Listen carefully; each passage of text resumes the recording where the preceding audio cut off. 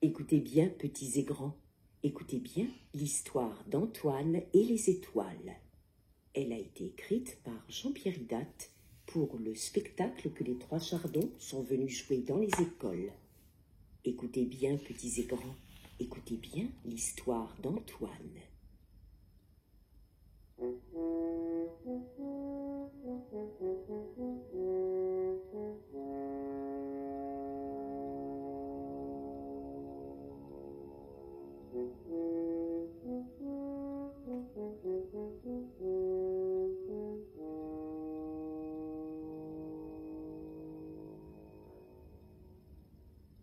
Il existe là-bas, au pied des collines, une petite maison.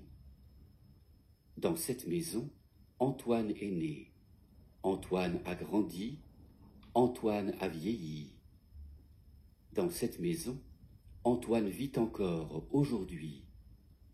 Dans cette maison, et puis un peu autour, mais pas très loin, il n'en a pas besoin, car de sa maison, Antoine voit...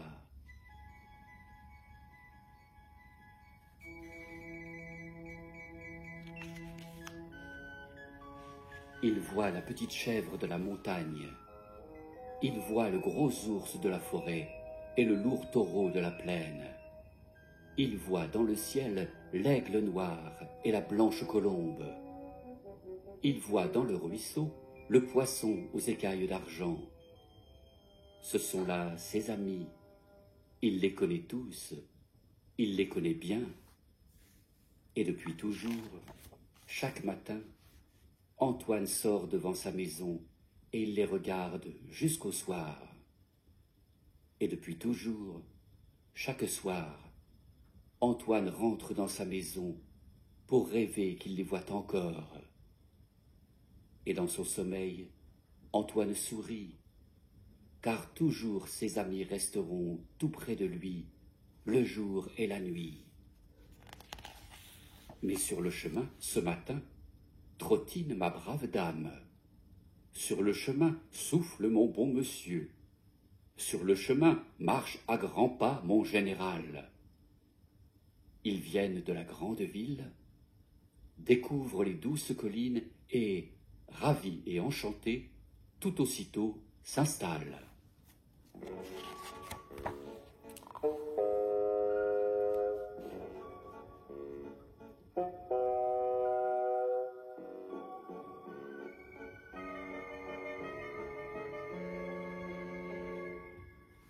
Devant chez Antoine, maintenant, 3 maisons lourdes dressent leurs murs gris, et ces murs gris lui cachent ses amis, et ces murs gris de chaque jour font un jour gris, un jour si gris, un jour si triste que, bien vite, tous ses amis s'enfuient. Alors, dans sa maison, Antoine s'enferme. Du matin jusqu'au soir, il ne bouge plus. Mais le soir, lorsque tout est noir, hors de sa maison, Antoine se glisse. Puis, tout en haut des collines, il monte sans bruit. Et tout en haut des collines, Antoine cherche ses amis. D'étoile en étoile, l'un après l'autre, il les cherche. Et d'étoile en étoile, l'un après l'autre, Antoine les retrouve.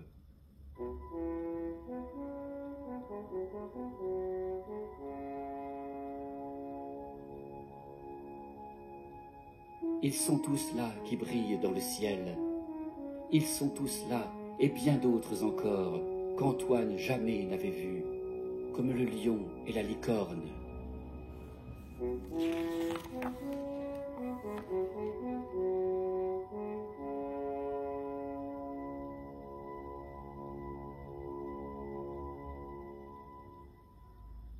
Chaque nuit, maintenant, Antoine les retrouve, puis il redescend des collines, et sous sa moustache, il sourit, car ces amis-là sont si hauts dans le ciel que jamais rien ne pourra les cacher.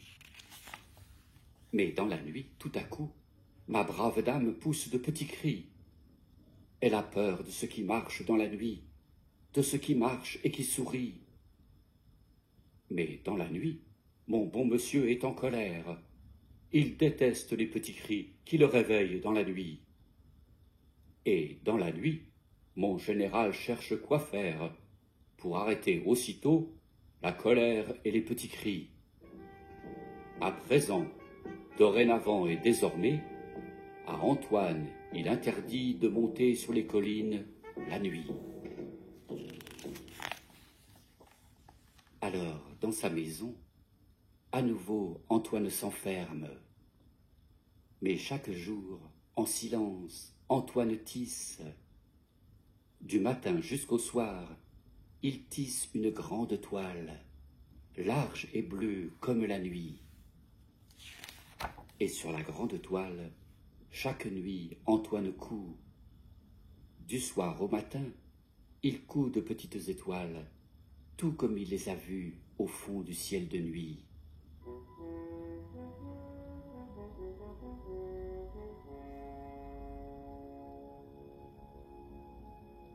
Alors, d'étoile en étoile, l'un après l'autre, Antoine retrouve ses amis. Et sous sa moustache, il sourit, car ces amis-là sont si près de lui, sur la toile bleue, que dans sa maison, jamais ils ne le quitteront.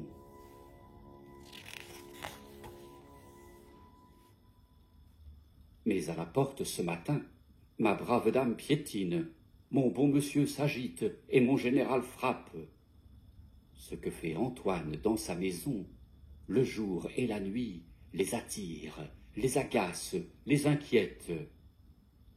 Pour retrouver le calme et la tranquillité, ils veulent le chasser.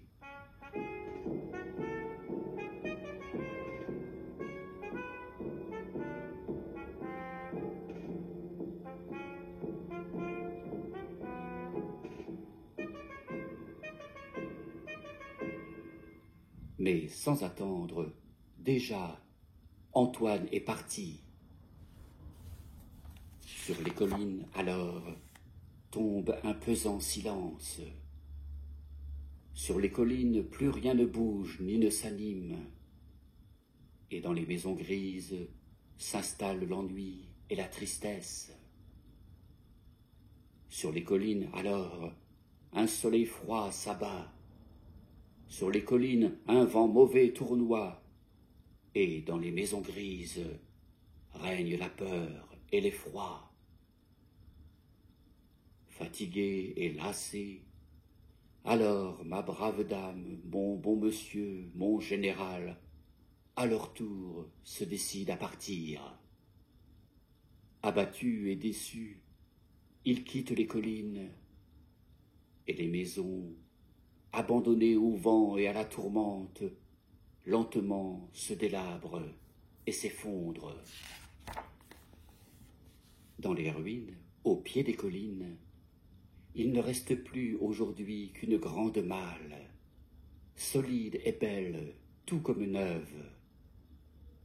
Avant de partir, dans la malle, Antoine a rangé la grande toile du ciel de nuit. Et sur la grande toile brillent tous ses amis.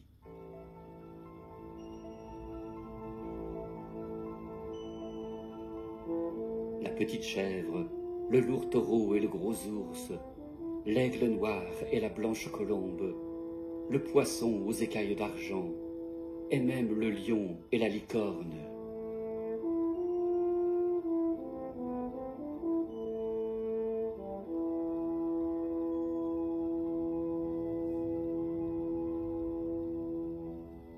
Ils sont tous là qui scintillent parmi les étoiles. Et tout au loin, sous sa moustache, sans doute, Antoine sourit. Car ces amis-là sont si beaux que toujours devant nous, ils vivront et brilleront.